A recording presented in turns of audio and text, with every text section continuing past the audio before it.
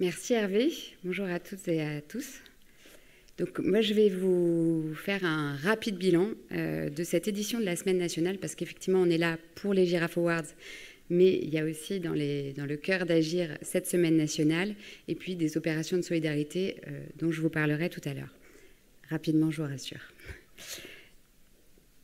Alors cette Semaine nationale POP, c'était la 10e édition.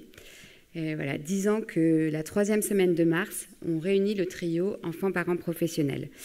Le dispositif, tel que vous le connaissez, tourne autour du trio et vous allez voir que dans les 10 prochaines années, il va tourner autour du quatuor, dont on va parler tout à l'heure, notamment grâce à l'implication des collectivités territoriales.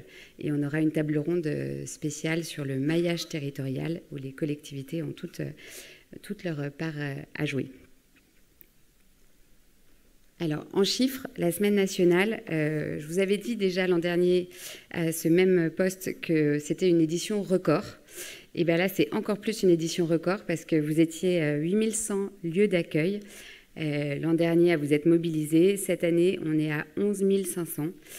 Voilà, la moitié en gros d'accueil collectif, de l'accueil individuel. Et quand je vous parlais de maillage territorial et de l'implication des collectivités, on a 4000 communes et lieux culturels qui se sont engagés cette année. Voilà, ça permet effectivement de créer un maillage sur tout le territoire et de voir des professionnels de l'univers de la culture, de la santé et les lieux d'accueil voilà, travailler ensemble pour des projets communs pendant la semaine. La mobilisation, c'est à peu près 2 millions de personnes qui se sont réunies pendant la Semaine nationale de la petite enfance. Donc encore une année record. Le cœur de la proposition pédagogique pendant cette semaine nationale, c'est vraiment la voix des girafes, le guide pédagogique, avec ses 15 ateliers que vous retrouvez, et puis des interviews, des articles de fond, des reportages. Voilà, notre souhait, c'est vraiment de vous accompagner sur la pédagogie. Alors, on vous donne aussi des outils de communication pour vous faciliter les choses, mais on est bien conscient d'une chose, c'est que le travail que l'on fait à l'association, c'est vraiment de vous préparer le meilleur guide pédagogique qui soit. On vous accompagne aussi pendant cette semaine et même avant la semaine nationale avec des webinaires. Alors, ça peut être des webinaires de l'association, comment j'organise ma semaine, comment j'organise mes Giraffe Awards, mais on a aussi des webinaires avec nos partenaires sur des sujets variés. Voilà, ça change tous les ans. Cette année, on avait la chance d'avoir Malika Doré aussi, vous la verrez cet après-midi. Un webinaire avec Babi sur l'égalité filles-garçons dès le berceau, et puis un webinaire autour du Kamishibai avec Lire demain. Donc cet accompagnement, il est aussi prévu en 2024. Quand je vous parlais tout à l'heure du maillage territorial, il y a quelque chose qu'on nous réclamait déjà depuis pas mal d'années. C'était une carte sur laquelle les professionnels pouvaient enregistrer leur programme pendant la Semaine nationale de la petite enfance. Donc on l'a mis en place cette année.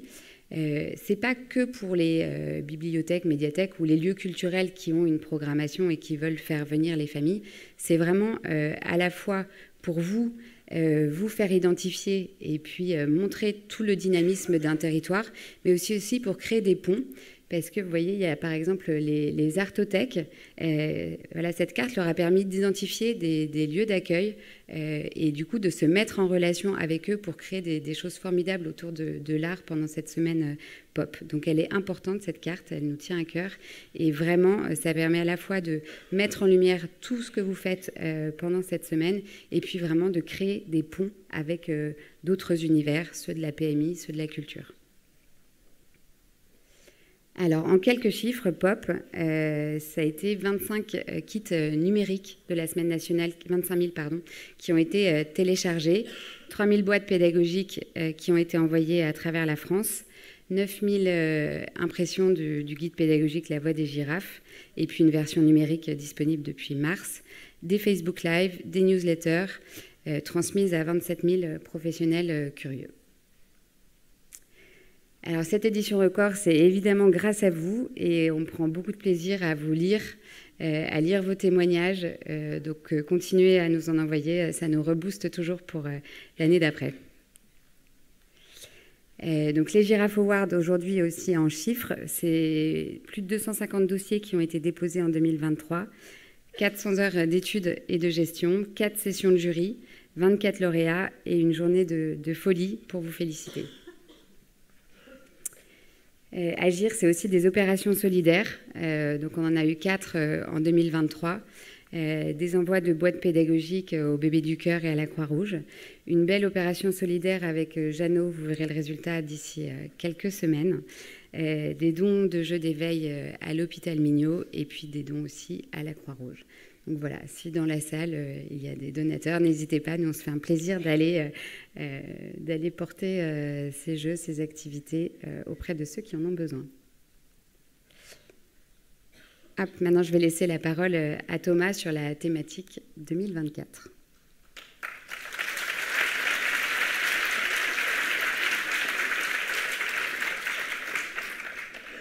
Bonjour à toutes et à tous. Alors, petit clin d'œil, je n'ai jamais vu autant d'hommes dans la salle. Je ne sais pas ce qui se passe, mais c'est absolument incroyable.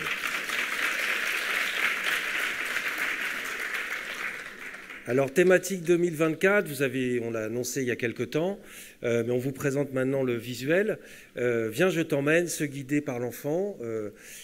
Thématique inventée, décidée par le fameux comité des passages, dont la directrice est présente dans la salle, Véronique Fanfan. Une belle discussion pour arriver à ce thème qui, visiblement, emporte tout le monde, ou plutôt emmène tout le monde. Je vais vous présenter quelques outils que vous allez retrouver, que vous connaissez.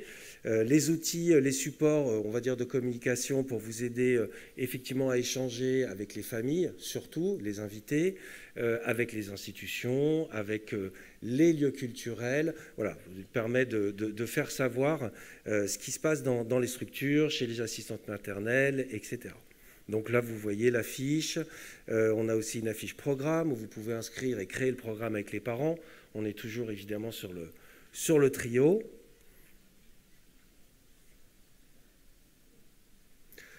Vous avez un marque-page, vous avez des invitations, des lettres, on a fait des badges aussi cette année. Enfin voilà, tous ces symboles pour permettre de créer cette communauté, vous retrouver tous et puis vous faire signe facilement. Ensuite, je vais passer sur les éléments de pédagogie qui commencent à être travaillés. Donc effectivement, on est en train de petit à petit créer la voix des girafes sur le thème. Donc vous savez, elle sera déclinée évidemment sur la thématique de cette année. Comme d'habitude, on va essayer d'apporter des rencontres, des éclairages, des pépites, sortir un peu du quotidien, vous présenter des artistes, des lieux remarquables. Donc cette année, on est fiers de vous présenter 5 affiches pédagogiques que vous retrouvez dans le kit, soit en numérique, soit en réel. Viens, je t'emmène dans l'espace. Viens, je t'emmène en haut des cimes. Viens, je t'emmène à la campagne. Viens, je t'emmène sous la mer.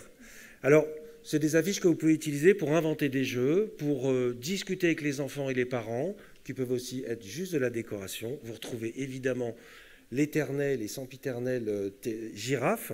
Je ne sais pas si vous avez vu d'ailleurs cette année, on a fait évoluer les logos de la semaine de la petite enfance, le dessin des girafes. Enfin, voilà, 10 ans, c'était le moment aussi de recoloriser et de clin d'œil à Hugo, que vous découvrirez cet après-midi, le coloriste imaginaire sur une table ronde. Voilà, c'était l'occasion aussi de repenser un petit peu au niveau du dessin tous les éléments qu'on vous apporte. Tous les éléments pédagogiques, vous savez, sont créés par l'équipe. Je vais en parler juste après d'Éclat. Donc cette fameuse équipe regroupant pédagogues et artistes. Il y a aussi cette affiche qui est une espèce de jeu de loi où on a mis plein de propositions, parfois un peu sous forme de clin d'œil ou de provocation, mais provocation joyeuse. Peut-être pour alors soit jouer avec des dés avec des plus grands ou tout simplement échanger avec les enfants, leur demander ce qu'ils ont envie de faire et encore une fois vraiment se laisser porter par les enfants puisque voilà, on sait que votre métier, qui passe aussi énormément par l'observation évidemment, hein, pour décrypter, comprendre, c'était un peu ça, se laisser guider par l'enfant. Et puis c'est aussi, comme disait Hervé tout à l'heure, on n'est pas dans une situation, enfin un temps déplugué, peut-être se laisser porter par les enfants, se laisser émerveiller par leur regard, se laisser porté par cet instant, ici et maintenant, et essayer d'oublier un petit peu ce qui est arrivé avant et ce qui va arriver après, je pense que ça peut faire du bien à tout le monde et ça nous aidera encore mieux à les comprendre. Vous retrouverez La Voix des girafes, donc je vous disais, qui est en écriture et en création. Comme d'habitude, des reportages, des découvertes, des interviews, des ateliers. On est en train de créer les ateliers, je vous en présente quelques-uns qui ont déjà été faits, qui sont faits par des équipes de terrain. Je sais que dans la salle, il y a par exemple Andrew, qui fait partie de l'équipe d'Agir, qui fait travailler l'équipe de sa crèche sur les propositions, par exemple, sur les affiches que vous avez vues précédemment. Donc, comme d'habitude, hein, vous aurez des ateliers qui ont été, j'ai envie de dire, testés, approuvés. C'est vraiment pas beau, mais voilà, qui ont vécu, non, mais c'est hyper important pour nous qu'effectivement, on aille aussi faire vivre ça. Ça permet aussi de proposer à des structures, des assistantes maternelles, de travailler avec nous. Et effectivement, voilà, je rebondis aussi sur cette communauté qui est hyper importante pour nous. Et donc, c'est bien parce qu'on a des regards divers sur les propositions pédagogiques qui, je vous le redis, vous le savez, sont des propositions. Évidemment, aucune obligation, mais si ça peut ouvrir des voies, si ça peut vous donner envie, vous donner des idées, tant mieux. Donc là, on a joué un atelier avec des cartes routières, voilà, emmène-moi. Le clin d'œil était un peu, je suis perdu, je vais retrouver ma route. Voilà, il y a un atelier, viens, suis-moi, avec des roues et des fils, en fait, c'est un peu le fil d'Ariane ou le petit pousset. Qui est un atelier en fait qu'on a vécu, que les enfants en fait adorent. Enfin, la bobine avec le fil, c'est un objet si simple et qui présente un champ des possibles absolument sans limite. La promenade chromatique est une nouvelle proposition, une espèce de toile d'araignée, mais avec du scotch de couleur. On peut coller dessus, en dessous, puis surtout on peut se coller dessus. Et puis les enfants évidemment ont à disposition des rouleaux de scotch libres qu'ils peuvent utiliser à leur souhait. Le retour des couleurs, on travaille aussi avec des médiatrices culturelles. Là, c'est Mirella qui avait déjà travaillé l'année dernière à Cherbourg sur des ateliers. Là, ce sont des ateliers autour de tableaux d'Alechinsky et de Calder, si je ne dis pas de bêtises. En fait, les formes se sont perdues et voilà, il faut retrouver, effectivement, suivre le chemin des formes et les retrouver. Enfin, évidemment, pas de consigne, pas d'obligation, c'est une proposition. Pour aller plus loin, je regarde le temps parce que je sais qu'il faut que j'aille vite. Hein, ça va pour aller plus loin, on vous en a déjà parlé, mais effectivement, le projet Éclat au sein de l'association, donc éveil culturel et artistique, qui existe sous différentes formes. Pourquoi je dis pour aller plus loin? C'est parce que c'est une formation à destination des professionnels qui a été inventée et créée au sein de l'IRTS de Neuilly-sur-Marne avec l'aide de Véronique Fanfan et d'Aurélie Ngo. Donc c'est une méthode de travail qui, je pense, est très vivante et très simple pour vous aider à créer des espaces d'éveil dans vos structures, individuelles ou collectives. Voilà, donc si vous voulez, vous trouvez les informations sur notre site internet, mais ça existe en présentiel, ça existe en visio, puisque maintenant il faut tout faire en visio. Voilà, c'est vraiment une méthode, je pense, joyeuse, pour aussi se retrouver en équipe, pour sans doute retrouver aussi la substantielle moelle de votre métier, pour s'interroger sur les besoins de l'enfant, pour leur apporter des réponses qui sont simples, mais pas simplistes, puisque ce qu'on essaye de faire, c'est que leur proposer des choses simples et leur laisser à eux la possibilité de complexifier, d'inventer, de créer. Voilà, c'est vraiment l'enfant créateur. Avant nous mettre en recul, les observer et, comme je disais tout à l'heure, se nourrir de ces moments.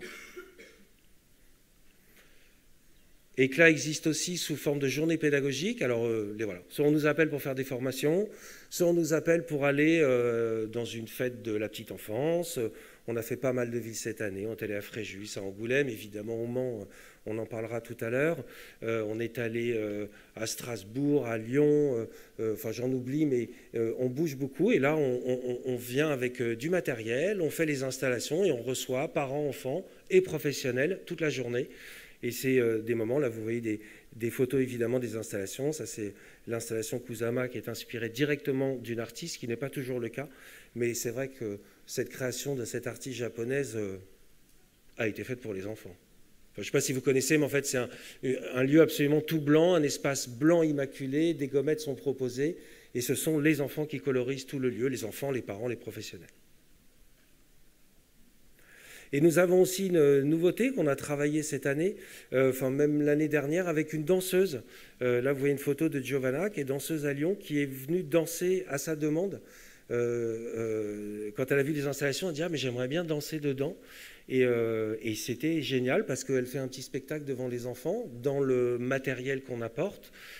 Et ensuite, les enfants, évidemment, ont la possibilité avec leurs parents de venir. C'est un peu comme si vous alliez au théâtre et qu'après, vous ayez le droit d'aller dans les coulisses et sur la scène. Donc, c'est assez sympa. Et aussi, sous forme de lecture, avec l'association Afalac, pareil, c'était une improvisation au Mans. Voilà, Valentina, je ne sais pas où elle est, mais en fait, c'est proposé de faire une lecture. Et voilà, ça apporte quelque chose. Il y a quelque chose de l'ordre du spectacle vivant, de la sculpture, de la 3D. Voilà.